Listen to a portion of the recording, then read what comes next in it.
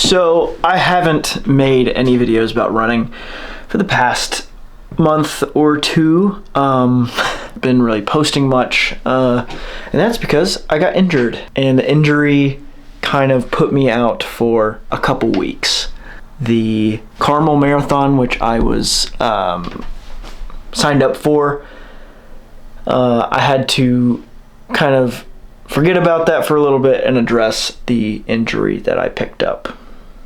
And eventually the Carmel Marathon was supposed to be last weekend and it got postponed due to weather anyway. So no harm, no foul. So I kind of wanted to jump on here and talk about failure.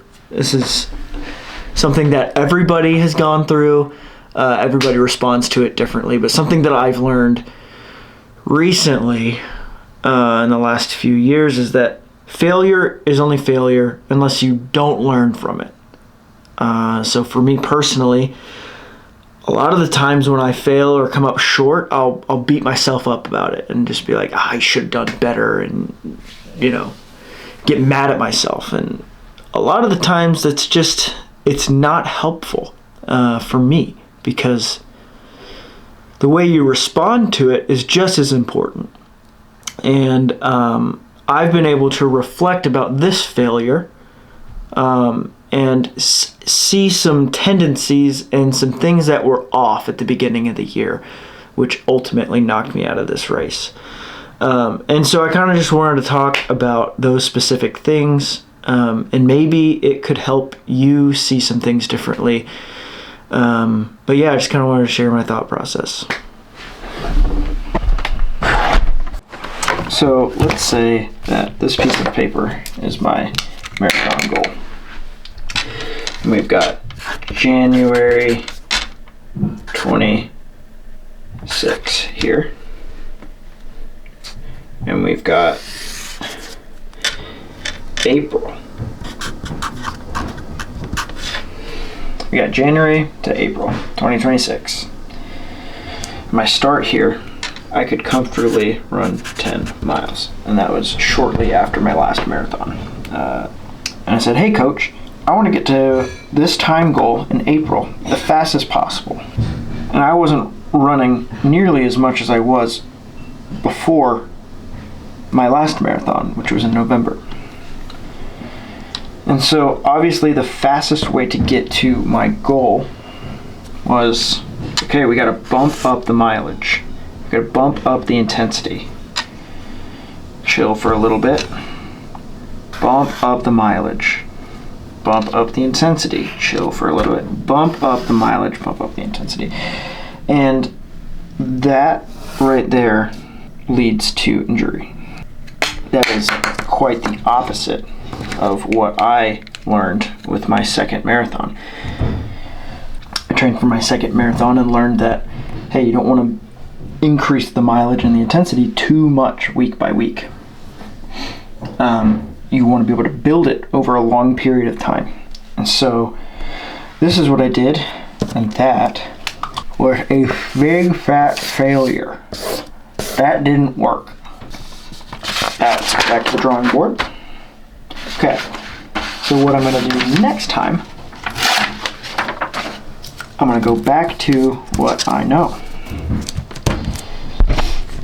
And that is, let's say, now I have more time. I have the fall marathon. It'll be on November 1st. And I have a lot more time to do this one. So I could even add another piece of paper. This is arts and crafts time. Hold on.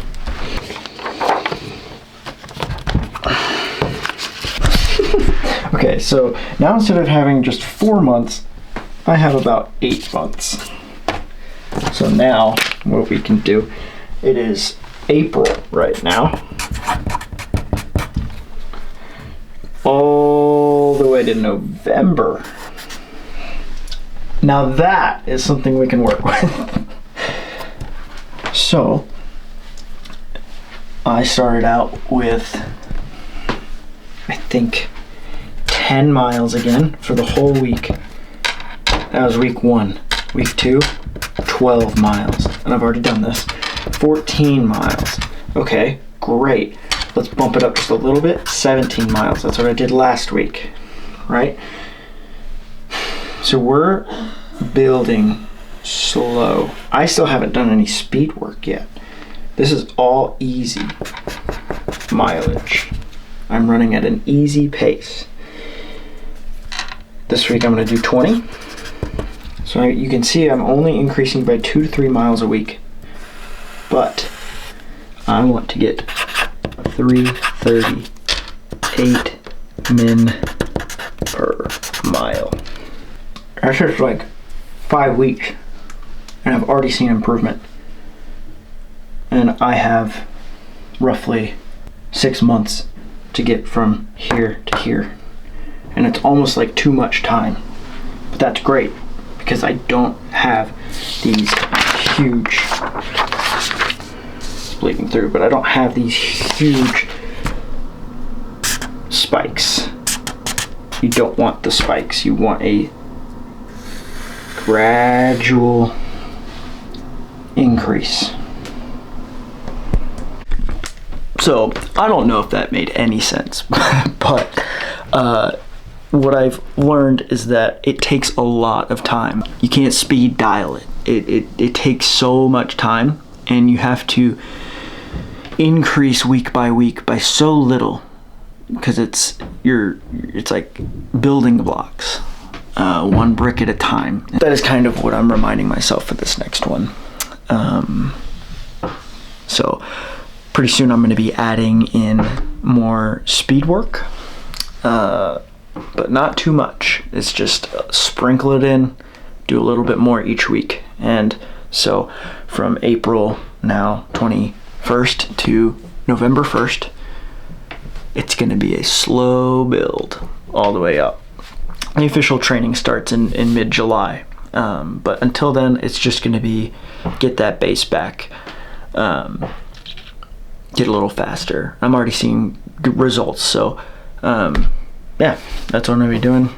Follow along if you want to see more. I'll keep you guys updated, but thanks.